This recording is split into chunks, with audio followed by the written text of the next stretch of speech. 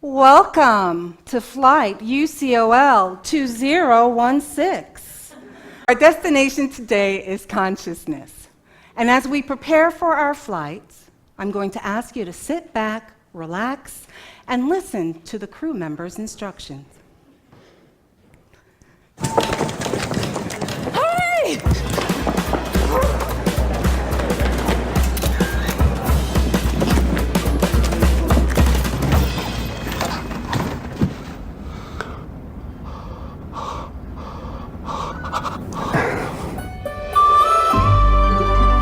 Kayo suahinis kinin melonamen.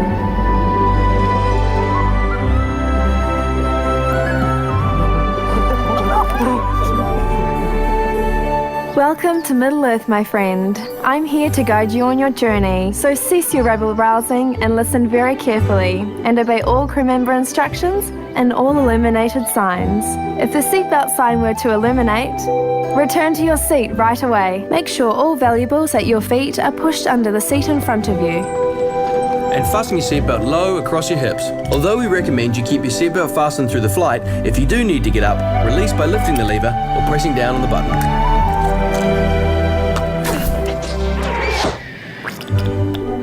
Oxygen is precious to you beyond measure. So if an oxygen mask should drop down from above, Pull down on the mask, place over your nose and mouth, and adjust the elastic on both sides for a secure fit. There's no need to sound the alarm if the bag doesn't inflate. There's plenty of oxygen flowing through freely. If you have halflings or young ones, secure your own mask before helping with theirs. If there's a mishap during takeoff or landing, brace yourself on the seat in front of you. I myself prefer the more compact method. Put your hands on your head, your elbows on either side of your legs, and your feet flat on the floor. when seated in business premier, sit upright, rest your hands on your thighs, and keep your feet firmly on the floor. Life jackets are easily put on while seated. Just rip open the pouch, slip it over your head, clip the waistbands together and tighten. In economy class, it's located under your seat. If you're seated in a sky couch, it's in your leg rest. In premium economy, it's here under your seat, and if you're seated in business premier, it's located here beside you.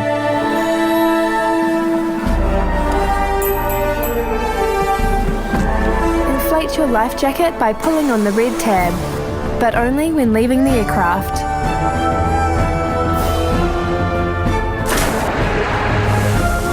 If you need to inflate the life jacket a bit more, roll into the mouthpiece! Crew will provide cute little life jackets for our littlest people, should you need one. Smoking anything, including electronic cigarettes, anywhere on board is forbidden territory, as it's dangerous.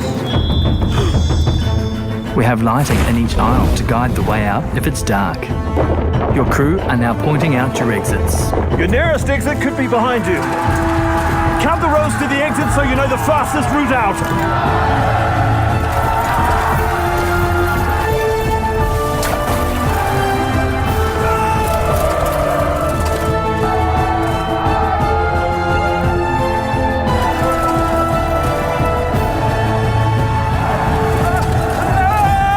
And cut! It's time to stow all electronic devices. As you're on board a 777 aircraft, lightweight handheld electronic devices may be used at any time. For more information, please refer to your safety card or ask one of the flight attendants.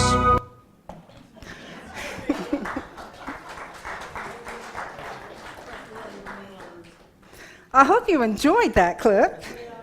Just a little different, but I thought it was a lot of fun. And what I wanted to do, though, is point out the segment where the crew member says, if you are traveling with a halfling or a youngin', secure your own mask first before attempting to help theirs. So do you notice what they are doing is pointing out the importance of putting on our mask first the priority. Why is that? Well, if decompression happens in a plane that is flying above 14,000 feet, there's not a lot of oxygen that is available in the cabin. Normally, airplanes are pressurized. so that there's enough oxygen flowing through the cabins for us to function and watch our movies and whatever else we want to do. However, at 14,000 feet, the air is really thin and there's not a lot of oxygen. It's not enough for us to breathe. So if it gets decompressed, it's real important for us to secure our own oxygen mask first. If we don't do that, we could pass out. It could be as quick as 15 to 20 seconds is all it takes for us to pass out. Now, if I am passed out, what's the likelihood of me helping my neighbor or my child or anyone else next to me that may need assistance? Not too good. What that means is that both of us would be unconscious. Our lives work similarly. We cannot support ourselves if we are unconscious. Nor can we be there for someone else if we don't have the ability to breathe. It doesn't work that way. So let's look at the term conscious. It has a few meanings. It means having one's mental faculties fully available. It also means being fully aware of what one is doing, as well as being aware of one's own existence. And it can also refer to the part of the mind that is comprised of psychic material of which the individual is aware. Conversely, unconscious has multiple definitions. It can mean without awareness or cognition. It can be occurring below the conscious level of thought. It can also mean not endowed with mental faculties. It also refers to the part of the brain that is comprised of psychic material that is only rarely accessible to our awareness. But even though it may not be accessible, it has a profound influence on our behavior, the unconscious. So we can take this analogy of the oxygen mask and apply it to our own lives. It has many different levels, many layers, and what I want to do is look at it first from the literal level. If you find yourself just flying around on adrenaline and anxiety, it's possible that your life is so busy that you are not taking time to rest and relax.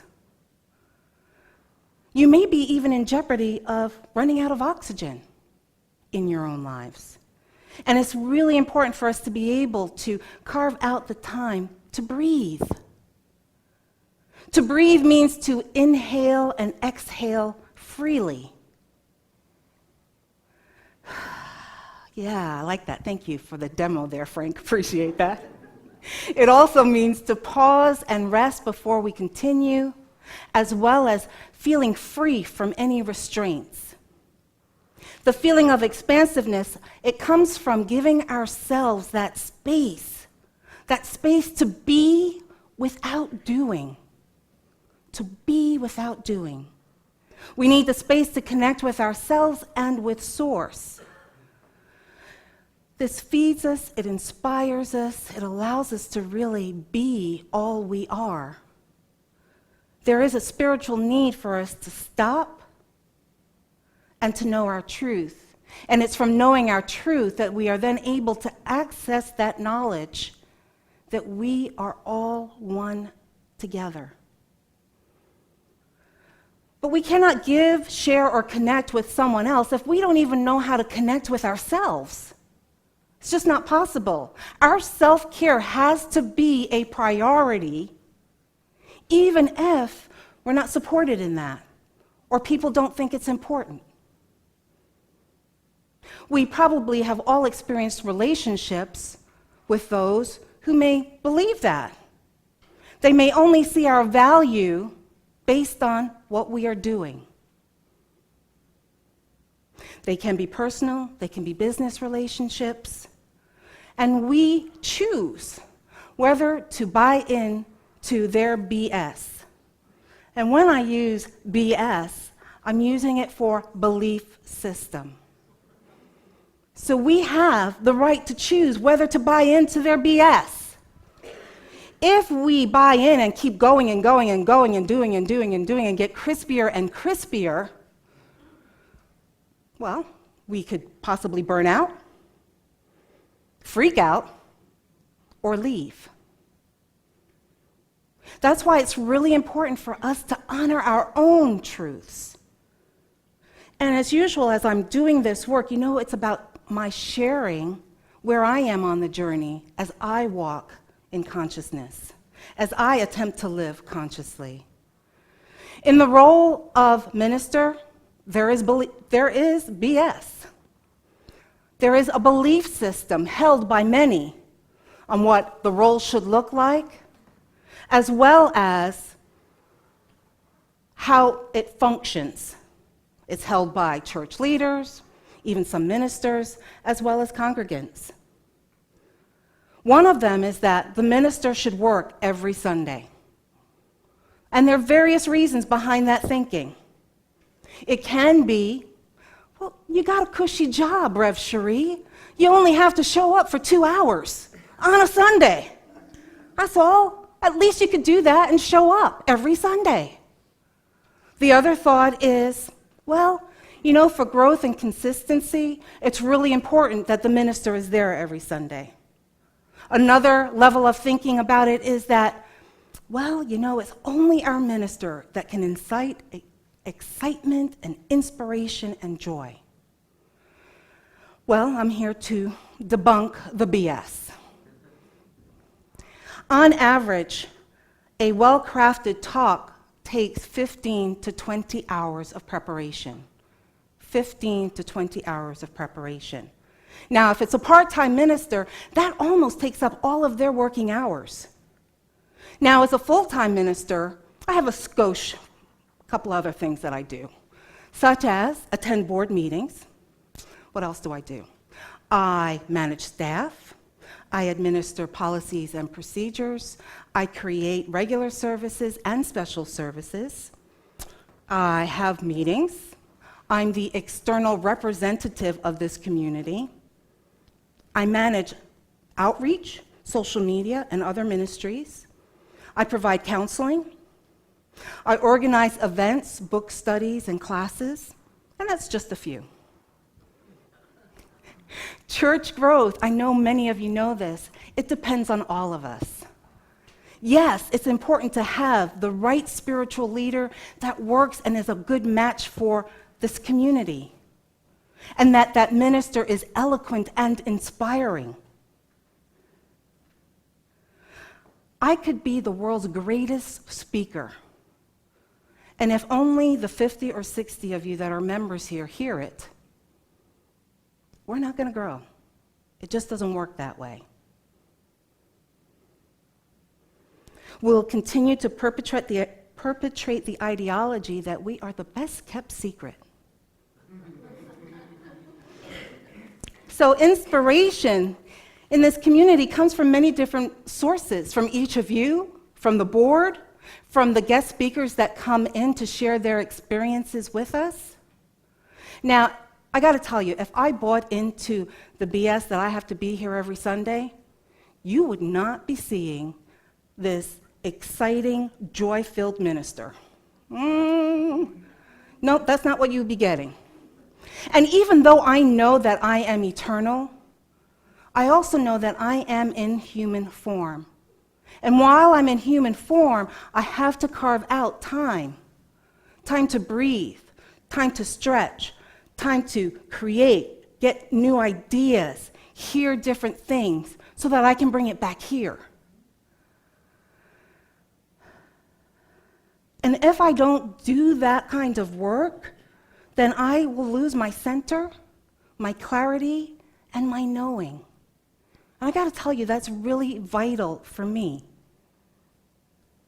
I can't ask you to take steps that I'm not willing to take for myself. That's what ministry is about. It's a job of modeling healthy beingness and living consciously. So I can choose to be an A-type personality, which is kind of part of my nature, I'm not going to lie to you. It is part of my nature. But who I am when I am in that mode is very focused, rigid, and not expansive. It's very controlled. So when I am stressed, that tends to be the place that I go to. And I know that about me. So having that awareness means that I know what I need to do to take care of myself to be the best spiritual leader that I can be for you here. And that's why I do some of the things that I do.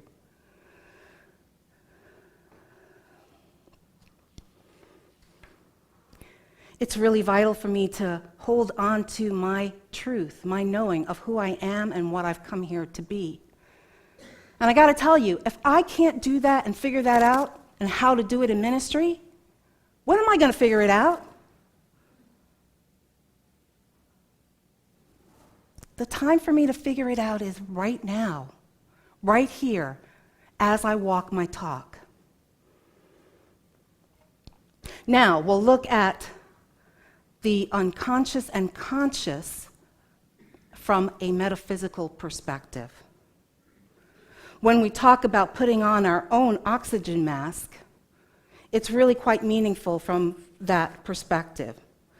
So there's an author, John Sanford, and he has written a book called The Kingdom Within. And he writes this: if we come to the kingdom of God and act unconsciously, despising the things of the inner world, we can expect to be ruthlessly treated by the unconscious. For in our refusal to become conscious, we have flouted the spiritual facts of creation. What we're talking about here is that being unconscious is not in alignment with our life purpose. I'll say it again. Being unconscious is not in alignment with our life purpose. What he's saying as he's writing that is that if we choose to live unconsciously, then we are going to be held hostage by our shadow self. We will be captured by our fears, by our feelings of unworthiness, and living unfulfilling lives. And without going within, we forget our truth, and we never get to remember our power and our divinity to actualize our awakened self. Sanford also reminds us about the nature of our work and what we've signed up for as we incarnate here.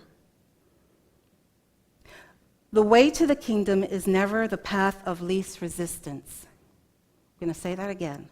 The way to the kingdom is never the path of least resistance, but is a narrow, difficult, and winding way which requires us to go against nature. When an individual sets himself against the group consciousness, he begins to swim up the stream instead of down.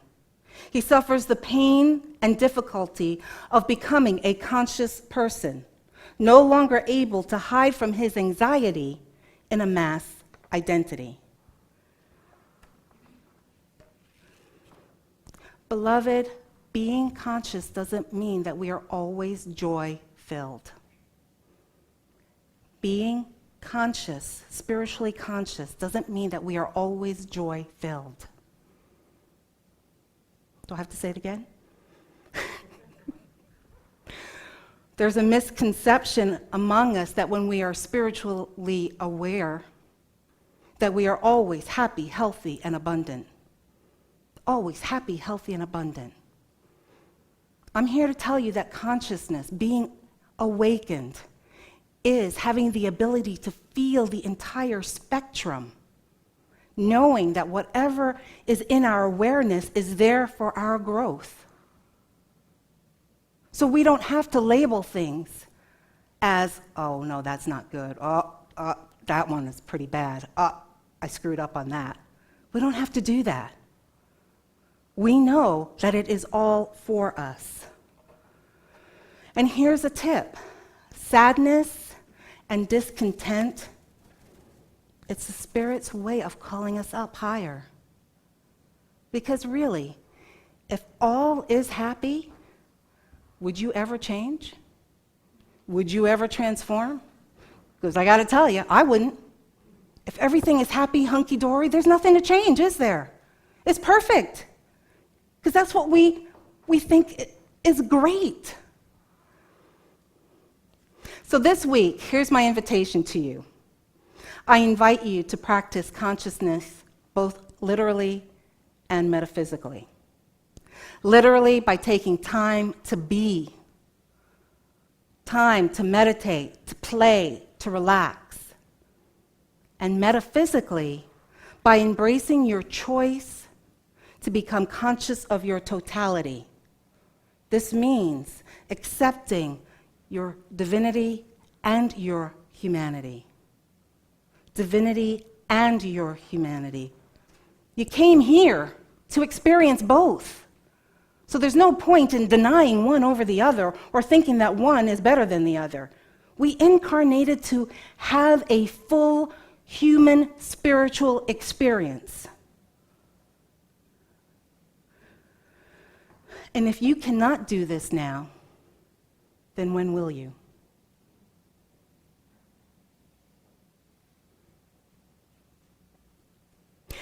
You came here right now at this time, at this moment, to be part of an evolution of consciousness as we transform to the highest form of humanity that has ever incarnated in mass on this planet.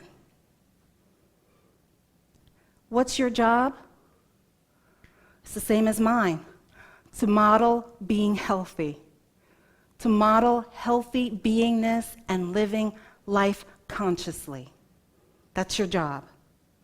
So embrace this, accept this. Accept the bitter and the sweet.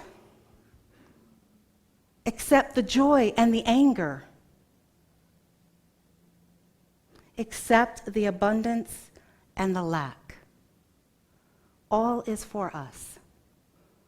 It's so good to be back home.